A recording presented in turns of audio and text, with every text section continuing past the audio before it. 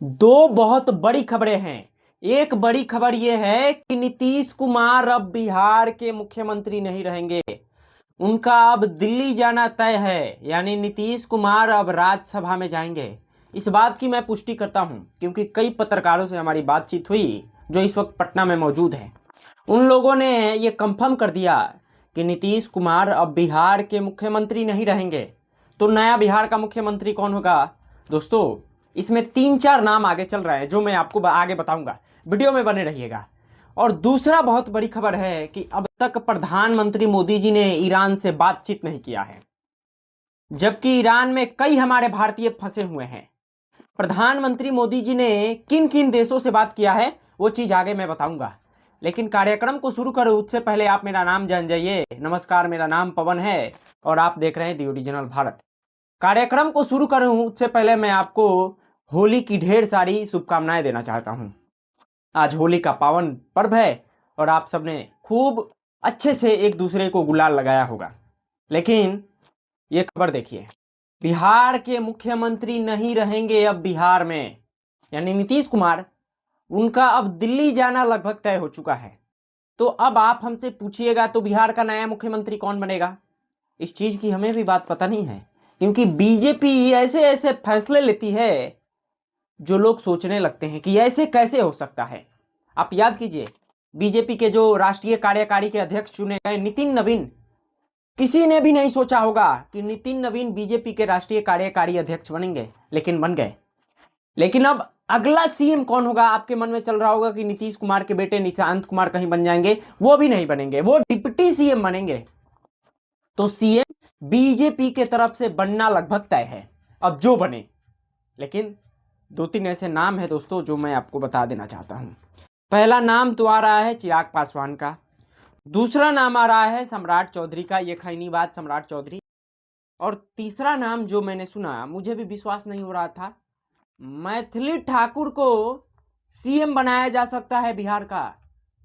ये पटना के कई पत्रकारों ने हमें ये बात बताया कि बीजेपी ये भी चाल चल सकती है।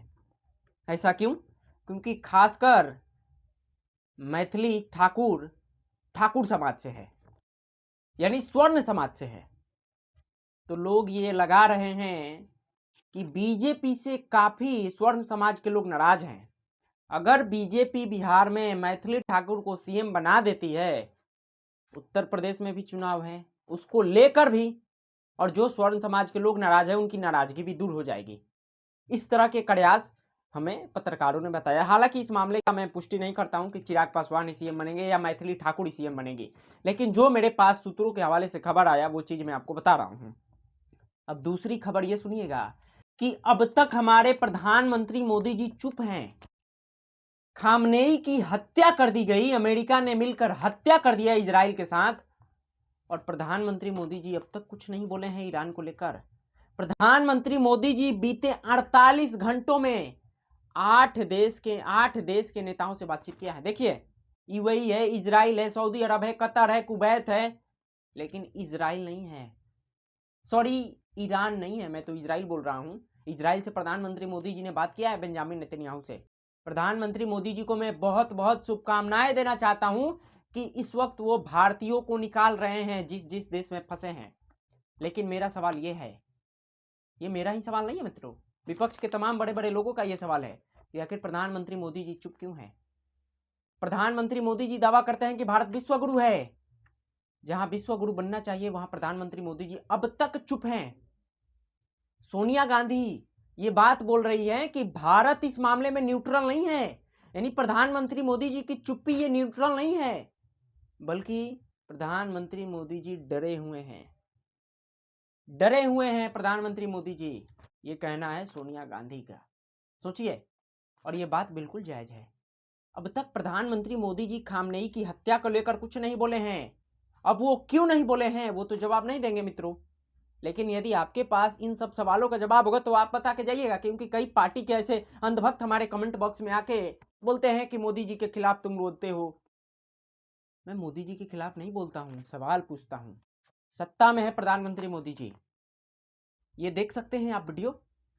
ये ईरान पे हमला किया था इजराइल ने और अमेरिका ने मिलके, मासूम मासूम बच्ची की मौत हो गई थी। देखिए उनके बैग हैं, ये कब्र में उनका, ये जो कब्र मेरे पीछे देख रहे हैं, ये उन्हीं छोटी छोटी बच्चियों को दफनाया जाएगा उसमें। वो सिर्फ 12 साल की बच्चियां थी, छोटी छोटी बच्चियां, और स्कूल पर हमला।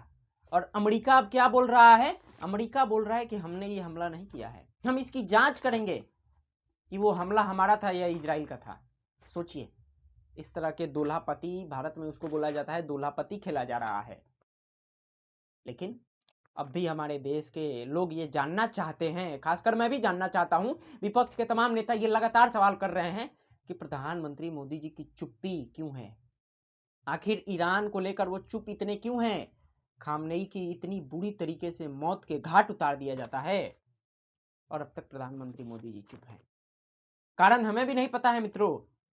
मैं फिर आपको बोल देना चाहता हूं, यदि कारण आपको कुछ पता हो तो आप बता के जाइएगा। बस कार्यक्रम को यहीं तक रखते हैं, अपना राय रख के जरूर जाइएगा।